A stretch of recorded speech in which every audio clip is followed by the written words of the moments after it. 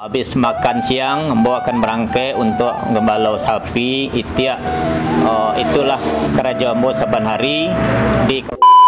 Halo bro, Assalamualaikum warahmatullahi wabarakatuh. Kembali lagi dengan saya Dafan Mulifa, dan di sebelah saya ada yang terhormat Bapak Haji Mahyudin. Selalu di Mulifa Channel.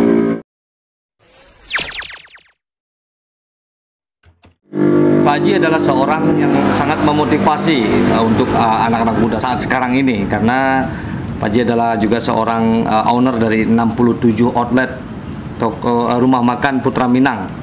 Nah, selanjutnya kita akan bercerita ya Pak Haji, cerita soal mungkin Pak Haji akan menceritakan dari mulai kecil sampai bagaimana beliau membuka sampai 67 outlet ya Pak Haji, dan tidak lepas dari tata cara yang diajarkan oleh agama. Boleh Pak Haji? Boleh. Oke, ini dia cerita dari Pak Haji, kita dengarkan. Assalamualaikum warahmatullahi wabarakatuh. Nama Ambo Mahyudin, panggilan biasa Buyuang.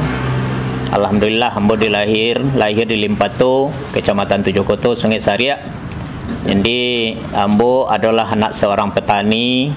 Nama ayah Ambo almarhum Haji Sidi Mehja, ibu Ambo almarhumah Hajah Nurelan. Alhamdulillah Ambo pada kakak sebanyak 5 orang. Ambo putera yang kedua, yaitu rampek laki-laki, 1 perempuan. Jadi Ambo semenjak mula ketek, Ambo diasuh dan dididik oleh orang tua Ambo dari kecil sampai Ambo berumur 8 tahun. Ambo masuk SD tahun 1969 di Limpato. Jadi dengan ada semangat dan pelajaran atau didikan dari orang tua Ambo, alhamdulillah kampung jadi mengikuti, yaitu petani, ngebalu sapi dan berternak itik dan ayam dan lain-lainnya. Jadi Ambo setelah pulang sekolah, Ambo buka ganti baju, ganti pakaian. Ambo habis makan siang, Ambo akan berangkai untuk ngebalau sapi itiak. Itulah kerja Ambo saban hari di kampung di Limpato. Jadi selanjutnya setelah berganti bulan dan berganti tahun, Ambo waktu itu tahun 72, Ambo berumur 11 tahun. Ambo kelas sampai SD, Ambo hijrah ke Lubuk, ke Batang Tapaki, Lubuk Aluang, yaitu menuntut ilmu agama, menjadi pakyah, yaitu di santri, memondok di situ, tinggal di situ. Waktu itu Ambo pernah dites setiap hari Kamis dan Jumat menjadi di dalam santri itu ada aturannya. Bisa seorang santri itu harus yakin dan percaya bahwa Allah itu memberi rezeki untuk kita, menjamin rezeki untuk makan dan kehidupan kita sehari-hari.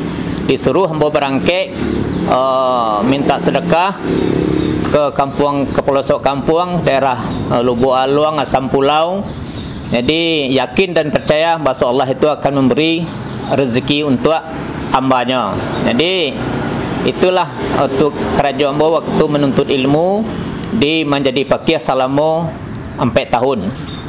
Setelah Ambo berumur 16 tahun, Ambo hijrah. Waktu itu kakak Ambo yang paling tua, waktu itu perempuan, meninggal dunia. Jadi Ambo akan mendampingi orang tua Ambo sebagai pembantu dari kegiatan sehari-harinya, yaitu mendidik adik-adik, memandikannya dan segala macamnya. Itulah tugas Ambo sehari-hari diagi orang tua untuk bisa bekerja sama membantu ayah dan ibu induk aranggai Ambo. Jadi selanjutnya Ambo setelah berumur 16 tahun, habis bulan berganti tahun 1979, Ambo waktu itu diajar dari orang tua Ambo menggalih garam di Pasar Puh Kamba. Jadi garam itu Ambo gelutin waktu itu, menggalih itu setelah sekadar sangat singkat, diambil galih dibalik di pasar, sorenya kalau Nabi kita pulangkan ke Ndok Samang balik. Jadi akhirnya setelah hambo diluti waktu itu galih garam tu, nama Ndok Samang hambo syukur. Setelah setahun setengah hambo menjadi anak buah sesyukur, maka diangkat lah hambo waktu itu jadi manajer syukur ko untuk dipercayai di bidang di garam tadi. Jadi seluruh anak buah syukur itu akan ambo ketahui store berapa hasil penjualan dari anak buah yang kawan-kawan ambo yang lain itu, dia akan store ke ambo. Dia ambo lah nanti akan store ke Ndok Samang ambo ke syukur. Jadi setelah ambo geluti selama 2 tahun, ambo ingin mau usaha untuk menambangkan ilmu di pasar tadi kan, di dalam daerah Pasar Buah Kamba, Sungai Sariak, Pekandangan, Kurai Taji. Jadi dengan hal yang sedemikian, ambo yakin dan percaya bahwa ambo akan langsung merubah usaha, yaitu jualan cabai giling. Jadi waktu itu beli mesin cabai giling satu di Padang, di itu masih ingat itu tokonya, toko Naga Intan. Saya beli dengan harga 450.000. Saya buka usaha cabai giling itu di Pasar Pokambar. Waktu itu belum ada saingan orang yang pakai mesin giling cabai itu di Pasar Pokambar itu. Jadi waktu itu alhamdulillah dengan berkat kegigihan dan keyakinan, jadi ambo waktu itu sangat laku usaha itu, sampai ambo menghabiskan cabai itu waktu di Pasar Pokambar itu, kalau hari pekan, hari Sabtu itu sampai setengah ton itu habis. Ambo belanja ke Padang Panjang hari Jumatnya digiling sampai sore, itu hari Sabtunya itu habis seluruhnya itu. Alhamdulillah sampai ambo dari pasar ke pasar menjalani usaha jualan cabai tadi. Alhamdulillah ambo diyakini dan dipercayai oleh petani-petani yang ada dari daerah-daerah, yaitu daerah Tiram, Tapaki, sampai ke daerah Pekandangan, Saranggagak, Sungai Ibu, dan Limpato, Gandang, Bisati, sampai ke daerah Sungai Sariak. Ambo dipercaya oleh petani cabai tadi untuk cabai-cabai penghasilan panen beliau dari petani tadi, pasokannya mengkembon. Ambo dilakukan dijual dan dipercayai, ambo lah membeli hasil tani dan hasil dari petani tadi. Jadi setelah menggeluti selama sekitar 10 tahun, alhamdulillah dengan berkat kegigihan dan keyakinan ambo berhasil. Dalam waktu itu ambo masih lajang, ambo beli mobil angkot itu Kuala kan, Koperasi Usaha Angkutan Lubuk Alung itu kan. Jadi pada tahun 1991. Jadi dengan sedemikian, setelah ambo digeluti, jadi ambo ndak begitu minat, begitu terpikat dengan setelah ambo pelajari usaha mobil itu gagal kan, nggak berjalan begitu lama, sampai dengan dengan cicilan yang selama 4 tahun tuh baru jalan 2 tahun. Saya opor kontrak gitu kan ke ke teman lain, saya jual gitu kan, jual karena dalam kondisi pasar waktu itu peceklik, sangat payah waktu itu kan, karena panen padi itu kan di sawah itu banyak tikusnya, hama weringnya dan segala macamnya. Dan sampai petani-petani cabai itu sangat mengeluh, cabai itu nggak panen lagi tuh kan, rontok buahnya, nggak bagus hasilnya. Jadi dengan hal yang sedemikian, saya merenung dan udah jauh dari perasaan itu untuk meneruskan usaha lagi, dan saya bersemangat untuk menyeberang ke Pulau Jawa, yaitu Jakarta. Jadi disitulah saya menganggur selama 6 bulan. Waktu itu tahun 1993, saya masuk awal 1994 saya menganggur. Dalam keadaan pengangguran itu, untunglah waktu itu dengan ada Uda Zainal berusaha konveksi, disitulah saya menginap, tidur. Jadi tahun 94 awal saya dengan modal yang saya bilangin tadi, sebanyak modal itu lebih kurang, sisanya lagi sekitar lebih kurang 6 juta. saya bawa ke Jakarta. Jadi waktu itu saya dapat warung di Ciledug. Waktu itu saya masih ingat kontrak warung itu selama per kontrak itu selama tinggal sisanya sebanyak 4,5 tahun. Saya ambil 5.200.000. Saya masih ingat. Jadi saya teruskan usaha jualan. Saya jalani usaha, tekuni usaha di bidang rumah makan itu. Alhamdulillah waktu dengan berkat keyakinan dan kegigihan saya, yakin dan percaya Allah itu ya, yang penting kita di mana ada kemauan di situ ada jalan, insya Allah. Jadi dalam hal itu saya lanjutkan usaha rumah makan itu. Alhamdulillah waktu konsumen saya bertambah, kian bertambah. Omsetnya waktu itu saya omset sampai 1.300.000 sampai 2 juta. Waktu itu dengan omset yang sekian banyak itu udah cukup lumayan tahun 1994 itu. Jadi sampai saya terus awal 1995 aja saya udah buka satu lagi. Akhir 95 saya buka satu lagi. Awal 96 saya buka satu lagi. Akhirnya 96 akhir saya punya uang waktu itu 100 juta. Saya minat waktu itu. Tahun itu tuh saya kalau seandainya saya kebeli rumah dengan nilai tanah 100 meter aja, saya insya Allah saya akan pergi berangkat ke Tanah Suci. Itu dalam niat saya. Allah mengabulkan dengan permohonan saya, dengan doa saya. Waktu itu tahun 96 akhir saya kebeli rumah dengan luas 280 meter. Dengan nilai saya beli 120 juta, full semuanya dengan tempat tidur, dengan kursi-kursinya semuanya. Yang punya rumah adalah dengan keluar dengan tangan kosong. Jadi alhamdulillah saya merasa bersyukur dan sangat senang hati waktu itu saya dapat kebeli rumah. Tahun 97 saya daftar haji untuk ibu saya. Saya nanti di belakangan saya manggil ibu saya Oteh sekarang saya untuk berangkat haji. Saya insya Allah nanti menyusul ke dia nanti. Jadi iya kata ibu saya. Jadi waktu itu setelah saya daftarkan ibu saya setelah dia ikut manasik, dengan peribahasa dia itu daerah, orang daerah itu kan beda dengan Jakarta gitu kan.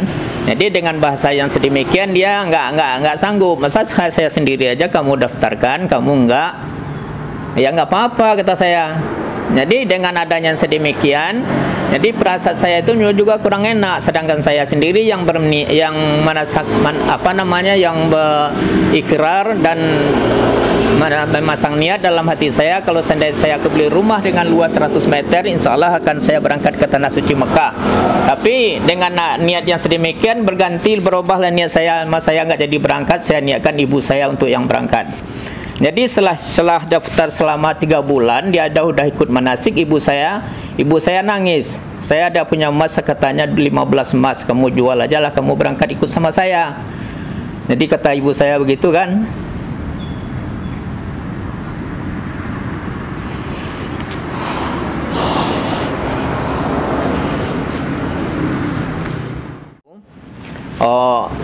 Jadi saya renungkan, sedangkan memasang niat untuk pergi haji itu kan saya sendiri dengan usaha saya gitu kan.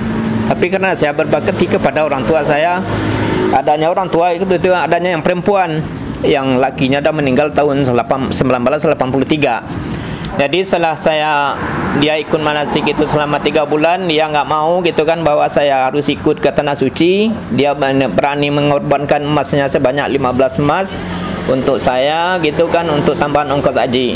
Ongkosnya waktu itu ongkos haji biasa itu sebanyak 4.500.000. Ongkos ibu saya itu berangkat 17 juta karena ONH plus.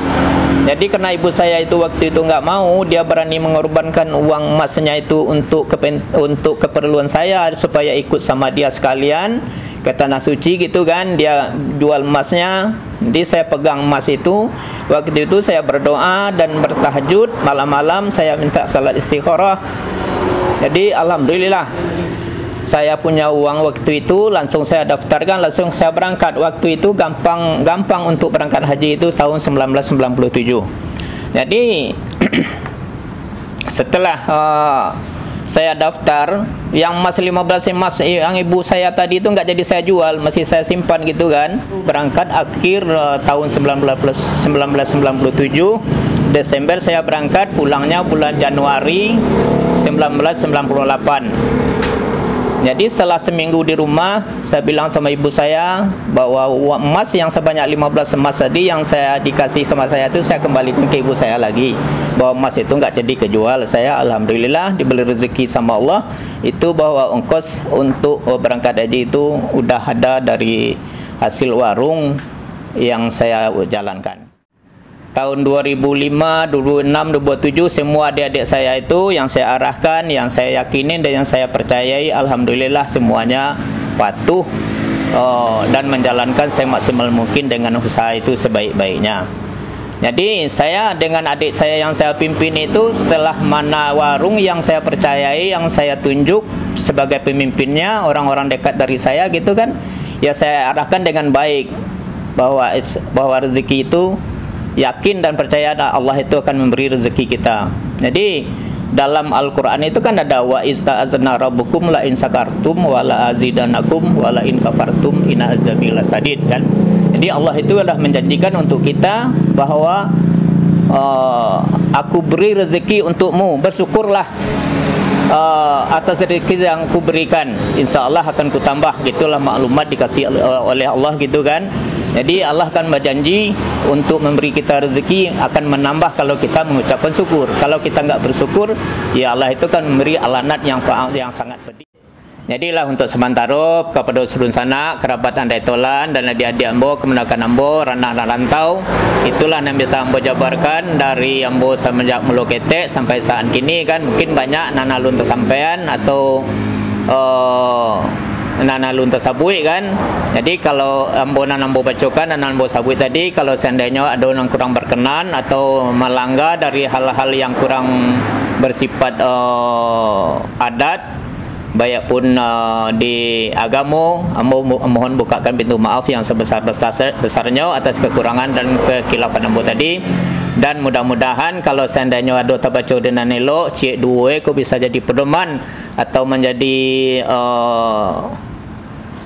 pelajari untuk menjadi pelajaran dan ketek-ketek dan mudah-mudah dengan adanya semangat dan kegigihan yang ambo sampaikan, baiknya juga dan biak yang buruknya sama-sama kita buang. Itulah yang bisa ambo sampaikan. Mohon maaf atas segala kekurangan. Wassalamualaikum warahmatullahi wabarakatuh. Oke, terima kasih Pak Ji sudah menceritakan panjang lebar kepada kita, kepada yang menonton. Semoga menjadi motivasi untuk anak-anak ini.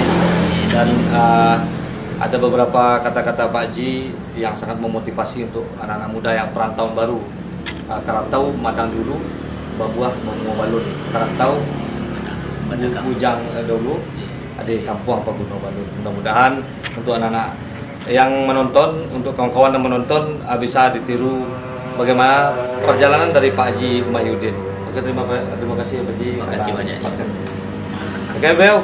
Seperti biasanya, majulah Minangkabau, majulah Indonesia bersama saya Dapan Mulifa, dan di sebelah saya ada Pak Haji Mahyudin selalu di Mulifa Channel. Assalamualaikum warahmatullahi wabarakatuh. Waalaikumsalam warahmatullahi wabarakatuh.